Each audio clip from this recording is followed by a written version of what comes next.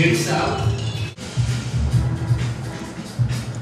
Eta hor gertatzen den guztiak eragiten digu gizakiak.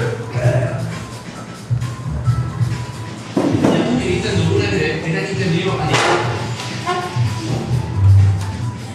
Troposfera honela osatuta dago.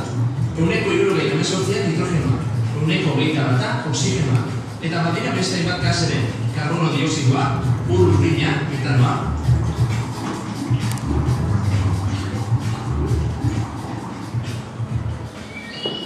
Ederra, ezta? Halere, gizan jardueragatik bat, gero eta kutsatuago dago.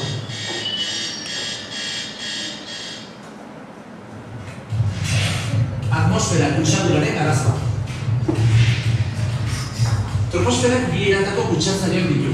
Naturalak, hau da, natural berezko direnak adibidez, sumendiak eta sureak.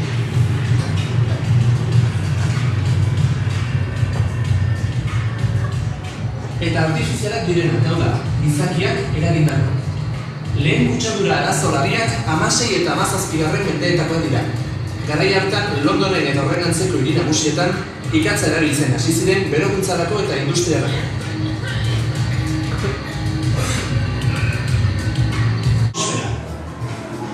Exosfera.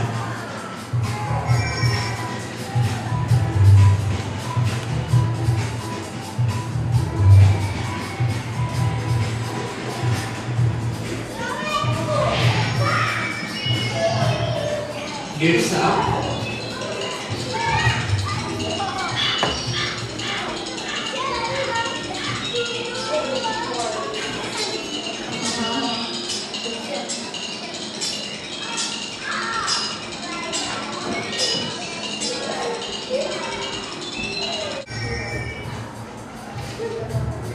Troposferan gertatzen dira haizea,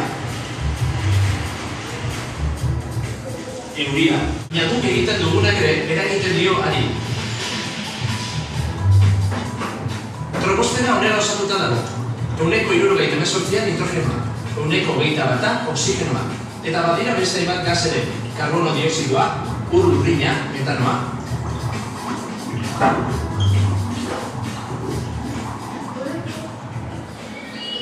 Ederra, ezta? Halere, gizan jardueragatik bat, gero eta kutsatuago dago.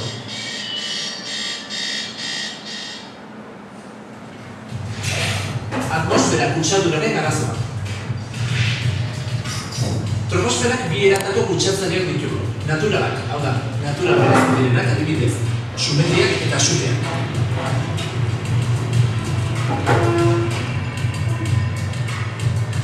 Londonen eta horren antzeko hiri nagusietan ikatza erabiltzen hasi ziren berokuntzarako eta industriarako.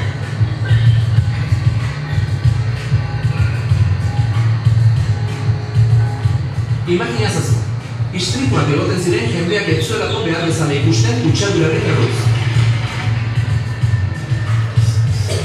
Ondorioak nabarmenak ziren, begi, sudur eta eztabiko nahalitadura.